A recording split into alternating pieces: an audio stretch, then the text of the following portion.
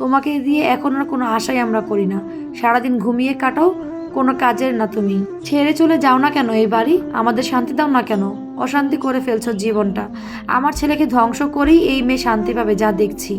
আমি চুপচাপ দাঁড়িয়েছিলাম।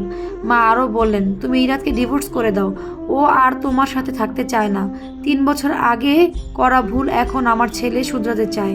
লজ্জা থাকলে চলে যাও এখান থেকে। আমি ইরাদের জন্য মেয়ে ঠিক করেছি, ওকে সামনের সপ্তাহে বিয়ে করাবো। একটা বিশ্বাস ছিল ইরাদ আমাকে ছাড়া আর কাউকে কখনো ভালোবাসতে পারবে না। কিন্তু কালকে যখন ওকে বিয়ের কথা বলছিল, ও চুপচাপ দাঁড়িয়েছিল। তাহলে কি ও চায় আমাকে ছেড়ে দিতে? আস্তে আস্তে ঘরে চলে আসলাম। কিছুক্ষণ পরে দেখি ইরাদ বাসায় এসেছে, কিন্তু ও ঘরে আসছিল না। আগে ইরাদ বাড়ি ফিরলেই আমাকে খুঁজতো। ইরাদ সবসময় কথা কম বলতো, তবে দিনে 3 থেকে 4 বার কল দিত আমাকে, আমি কি করছি তা জানতে। এখন ও সারাদিন আমাকে একটা কলও করে না। একদম কাটায় কাটায় 11টা বাজে। তখন ইরাদ রুমে আসলো, এসে ফ্রেশ হলো। আমি জিজ্ঞাসা করলাম, খাবার কি দিব নাকি? সে কিছুক্ষণ চুপ করে থেকে বলল, রুহি তুমি কালকে তোমার বাসায় যাবা, সকালে রেডি হয়ে নিও। আর হ্যাঁ, সব কাপড় গুছিয়ে নিও।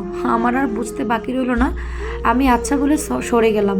বারান্দায় বসে রইলাম অনেকক্ষণ, শুধু হাউমাউ করে কান্না করলাম। আর বারবার তাকাচ্ছিলাম যে ইরাদ যদি একটা বার আমার সামনে আসতো, আমি ওকে জড়িয়ে ধরে হয়তো বলতাম, তুমি আমাকে সত্যি ছেড়ে থাকতে পারবে। কিন্তু ও আসেনি। আমি তাহাজ্জুদ নামাজের পরে ঘরের সব কাজ করলাম। প্রতিটা ইটের কোণা আমার কত আপন, আমার কত স্বপ্ন আজ সব ছুটে যাচ্ছে। কিছুক্ষণ পরে আমার জায়গায় নতুন কেউ আসবে, সবাই হয়তো আমাকে ভুলে যাবে, কিন্তু আমি কি করে ভুলবো সব? সব ভাবতে ভাবতে ভোর হয়ে গেল। ফজর নামাজ পড়ে আল্লাহকে বললাম, আল্লাহ পাক আমাকে সাহায্য করেন, আমি আর এই কষ্ট সহ্য করতে পারছি না।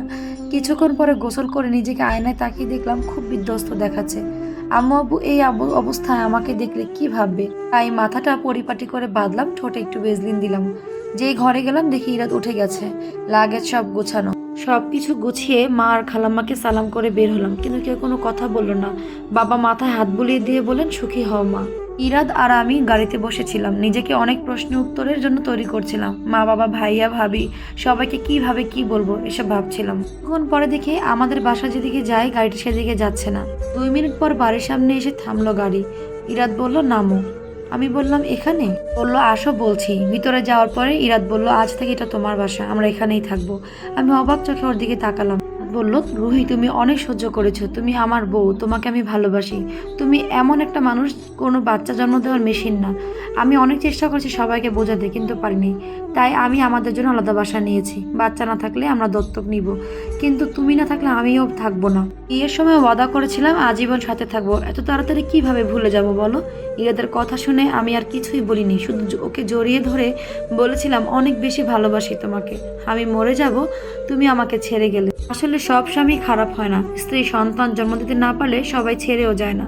সন্তান আপনাদের ভালোবাসার অংশ, তবে সন্তান না হলে বিয়ের মতো একটা সম্পর্ক শেষ করে দিতে হবে এমন কোনো কথা নেই।